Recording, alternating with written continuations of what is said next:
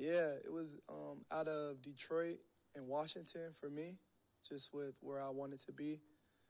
And I felt that those two teams were contenders. Detroit is crazy because before free agency started, early that Monday, I prayed to God. And I told him, like, whatever your will is, I want to go wherever you want me to go. And it's crazy because he literally gave me what my heart desired. I wanted to get paid. I wanted to play with dogs, and gratefully I'm playing with dogs on the defensive side and on the offensive side. So I'm going to a great team and, have a shot at that Lombardi. So that was my goal is to, win a Super Bowl, come out, win a Super Bowl, and whatever happens after that happens after that. But I could, live life very happily with that. So DJ, you kind of had picked out the destinations you hoped to land before anything got going. Like you identified these as the right fits for you. Absolutely. I had several options of teams that were interested, but with the market value, with the number, and the two teams I wanted to go to, which were contenders, in my opinion, those were the two teams that I narrowed down to. What was it about the play style of this defense that attracted you here? Man, just been a fan, just far away as far as looking at teams because, we cross paths from watching other teams. You see Detroit Lions defense on tape. And we used to talk about it, just the way they played, whether injuries happened, you could tell that the standard was the standard. A bunch of guys that care about football, a bunch of guys throwing their body around for the main cause, which was to win a Super Bowl last year. It's fun to see. It's exciting to see guys playing for something that's bigger than themselves. That's something that I wanted to be a part of. How do you think you fit in this defense? Your play style fits what Shep wants to do defensively? I think it fits very well. The reason being is I'm a scrappy guy myself. I have grit. I'm a tenacious player. I want to dominate and win every rep. I'm a willing tackler as well as corner, which, most corners don't want to tackle. Most corners want to cover. I like to throw myself out there when I have to, and I also want to cover as well. So I think I fit well, and also, being a mentor, being an older guy to, help guys like TA. I'm looking forward to meeting Amik and everybody else. And I'm really looking forward to playing with the safety duo. Like, that's something I was very excited about is I'm going to be playing with two all-pro safeties, you know what I mean, which that's going to take my game to the next level, and I think just going to turn up the whole defense. Has Sauce told you about the city yet?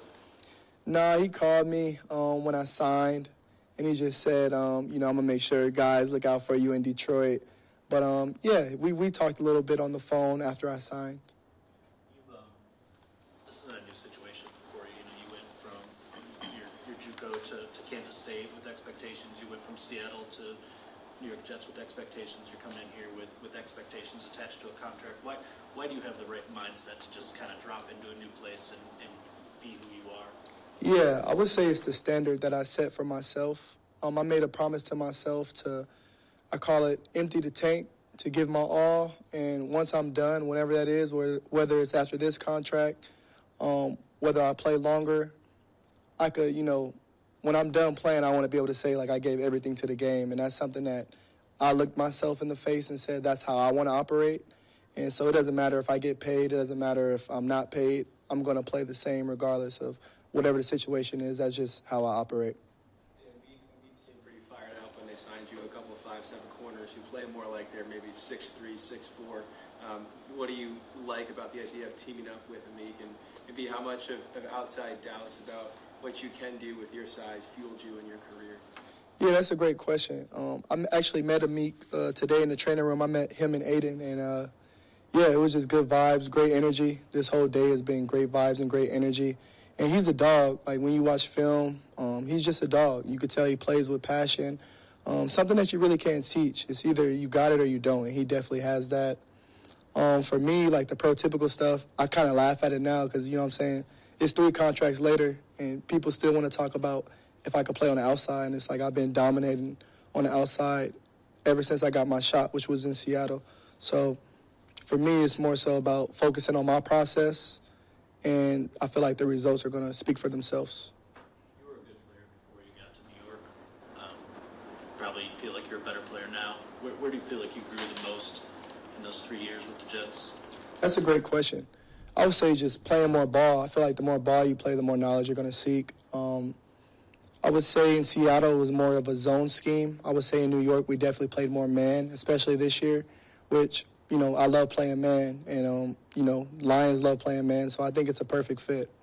You mentioned watching the Lions a little bit on film. Did you get to watch Terrion enough to form an opinion of who he is as a player, maybe where he is, or what his potential is? Absolutely. Well, he's still young, so it was his rookie year. I thought Terrion played well. Obviously, he was handsy, which that's something that you could correct. That's totally fixable. As far as talent, as far as being sticky, it was a reason why he was drafted in the first round. So he's going to be, very good in my opinion. I think he's a Pro Bowl, All-Pro type of guy. You played mostly on the right side in your career. Terrion played right side last year. How do you go about sorting, where you guys kind of fit together? Is there something about playing one side that you like as a cornerback?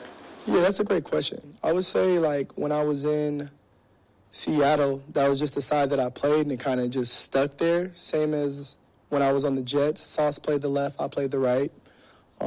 Third down, sometimes Sauce would go to the boundary. Sometimes I would go to the field. Some games I would travel with, for example, when we played Miami. Some games I would travel with Tyreek. Other games, when we played, bigger receivers, Sauce would travel. It's kind of how our coaches were utilizing. I'm a football player, so if they want me to play on the left side, if they want me to play on the right side, either or I'm comfortable with doing. You talked to two other new additions today, and both of them kind of mentioned the culture here and just being able to see it from afar. What have your perceptions of the culture been in Detroit, just from seeing it afar, and then obviously coming in here today and talking to some coaches? Yeah, so even before I got here, I called a few guys that I know that played here. One was Jamal Adams, because he was just here last year, and he said he loved it here. He said, you're going to be ready to play football here. Everybody's on the same page. Everybody's playing as one. It's about football. It's about winning. And, to hear that from him meant a lot, because that's one of my friends in the NFL. And just today has just been, bliss. It feels kind of dreamy, you know what I mean? Just with everybody's on the same page. Everybody's on the same page. From everybody that I met today, it's been 100% authentic vibes. And so, yeah, I'm excited, man. See the round 5, 142 on your arm. Is that something you still kind of carry with you to this day? Yeah, I think more so now. It's crazy because my whole life I felt like I've had to prove myself. You know what I'm saying? Not even talking about just the NFL, but in high school, having 0 stars, then walking on to Fresno State, then going JUCO. So I feel like my whole life I've had to prove myself. I'm finally at a point where I don't feel the need to prove myself anymore. You know what I'm saying? We're talking 3 contracts later. It's more so about me and having my standard and living to my standard. And as a man, having kids, that's looking up to me, seeing how I operate. I want them to be able to see that regardless of the money. The money is nice, but the money is really for my family.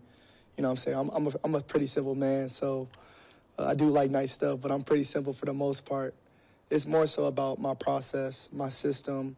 I know, how to be a pro, and I want to continue to do that and just to be the best version of myself. EJ, I want to go back to you saying you kind of targeted Detroit and Washington.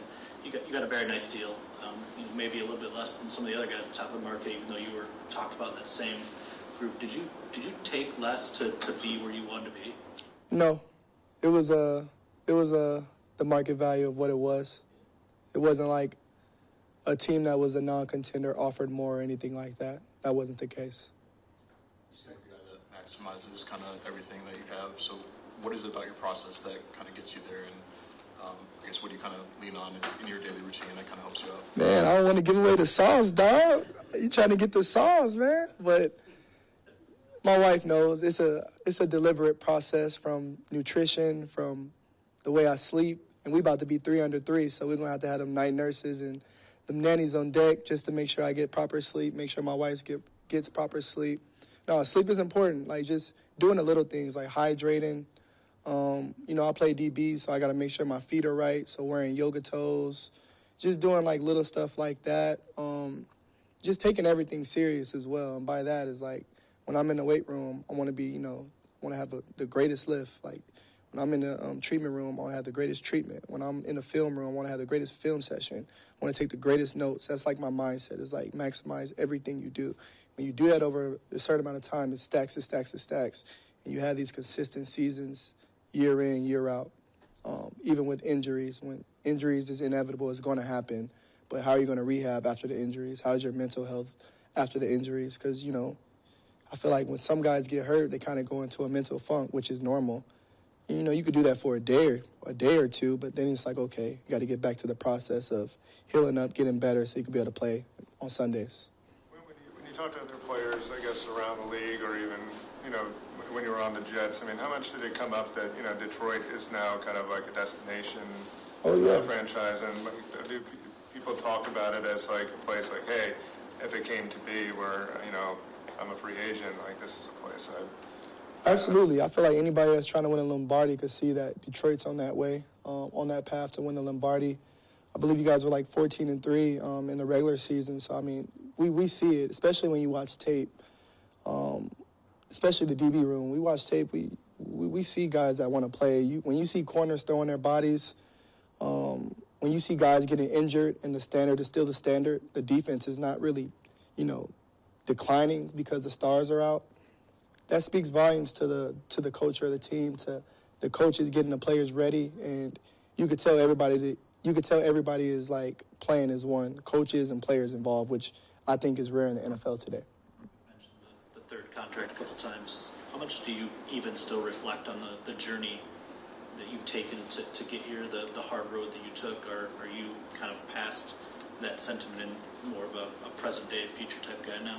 No, I always even, well, where's my phone at? If you look at my phone, I still got a picture of me at Fresno State walking on. So it's just like a humble reminder, like, you know what I'm saying? You got bread now, you got money now, but it's like, don't forget where you come from.